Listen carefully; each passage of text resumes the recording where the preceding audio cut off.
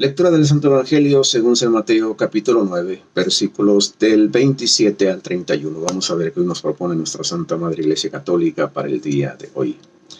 Cuando Jesús se iba de allí, al pasar, le siguieron dos ciegos gritando: «Ten piedad de nosotros, Hijo de David». Y al llegar a casa se le acercaron los ciegos y Jesús les dice: «¿Creéis que puedo hacer eso?». Dícenle: «Sí, Señor».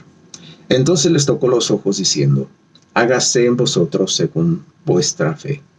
Y se abrieron sus ojos. Jesús les ordenó severamente: «Mirad que nadie lo sepa». Pero ellos, en cuanto salieron, divulgaron su fama por toda aquella comarca. Palabra de Dios.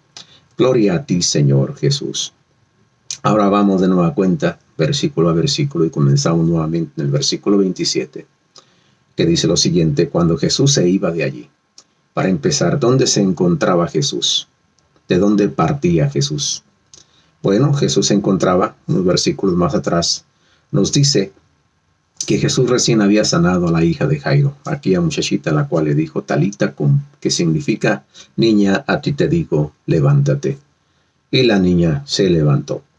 Entonces recién había hecho este milagro y su fama se había extendido ya por toda aquella comarca, de manera que para Jesús le era difícil muchas veces salir y entrar a determinados pueblos porque no podía hacer muchas cosas, e inclusive lo principal era instruir a sus discípulos, pues él sabía que no tenía mucho tiempo, solamente 3 años de vida pública, y después, como él muchas veces lo anunció, venía su pasión y su muerte.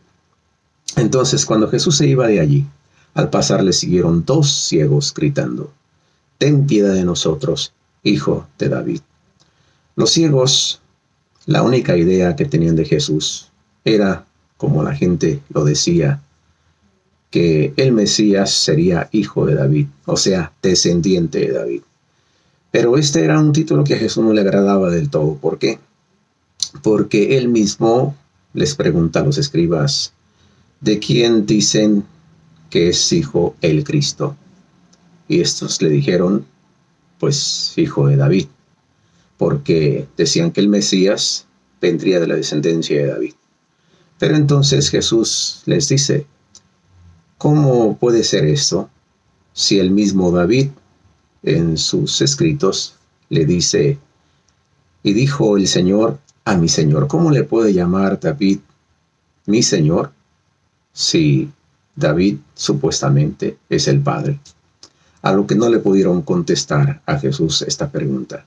Entonces esta frase no está bien dicha, por eso Jesús cuestiona esta frase de hijo de David. Más sin embargo, para los ciegos eso era lo único que conocían de Jesús y se dirigieron a él, aunque no estaba muy bien dicho esto, se dirigieron a él diciendo: Jesús, hijo de David. Y al llegar a casa se le acercaron los ciegos y Jesús les dice, y al llegar a casa quiere decir cuánto tardó Jesús en llegar de ese lugar a su casa. Si estos iban gritando tras de Jesús, Jesús les dejó de alguna forma que le siguieran, no para hacerlo sufrir, simplemente que, como dije antes, ya su fama se había extendido de tal forma que era difícil caminar entre tanta multitud. Pero cuando logra llegar a casa, estos ciegos se acercaron a Jesús, como dice aquí este verso, y Jesús les dice: ¿creéis que puedo hacer eso? ¿Eso que pedís? Dícenle: sí, Señor. Entonces les tocó los ojos diciendo: hágase en vosotros según vuestra fe.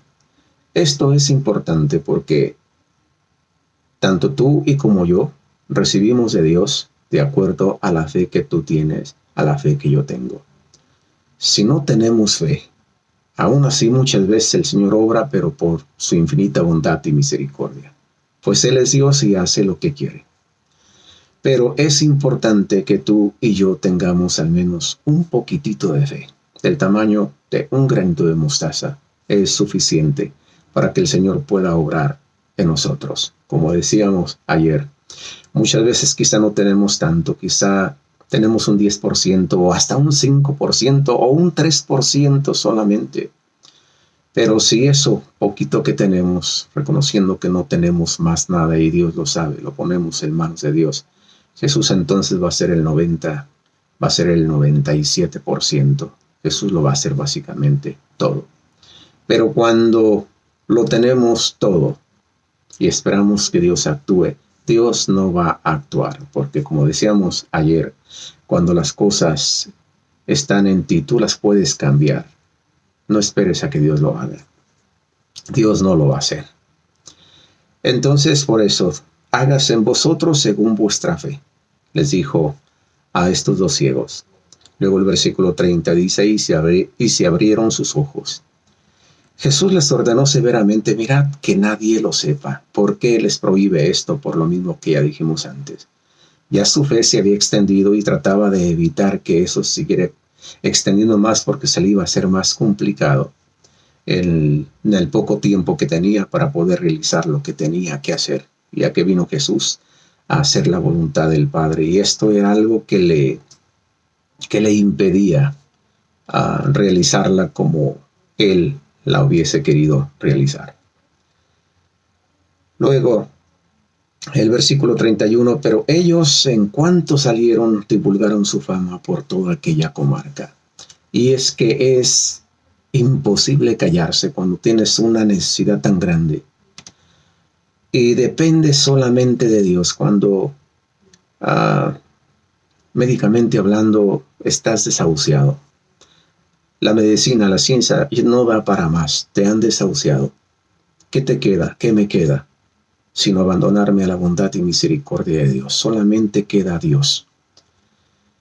Y cuando Dios te sana y reconoces, aquí ha sucedido un gran milagro, Dios ha intervenido, Dios lo ha hecho, no se puede uno quedar callado y le da uno gloria a Dios. No se puede uno quedar callado. Y aunque en este caso, como decíamos antes, pues no era bueno para Jesús en el sentido de que no podía Él realizar la obra como Él hubiese querido. Aún en nuestros días, en este tiempo, uno no se puede quedar callado. Y más ahora principalmente. ¿Por qué? Porque Jesús sigue siendo el mismo ayer, hoy y siempre. El mismo que sanó a estos dos ciegos, el mismo que resucitó a Lázaro, el que resucitó a esta muchachita, Talita Kum, está actuando ahora y actúa siempre porque Dios está vivo. De manera que, ¿qué es lo que me dice la palabra de Dios a mí en este día? Es que mantenga fe, que no se me muera esa fe, porque si ya no tengo más fe, si se me muere la fe, entonces se me muere todo, se acaba todo. Sin fe no podemos agradar a Dios, dice la palabra de Dios, porque nadie acerca a Dios sin antes creer que Él existe. Cuán importante es la fe. Si esto que hemos compartido hoy en este sitio Laicos Misioneros, Javier Ochoa, te ha gustado, te invito a que lo compartas, que le des dedito para arriba. Y sin más, nos vemos primeramente Dios mañana con otra reflexión evangélica. Dios te bendiga. Bye bye.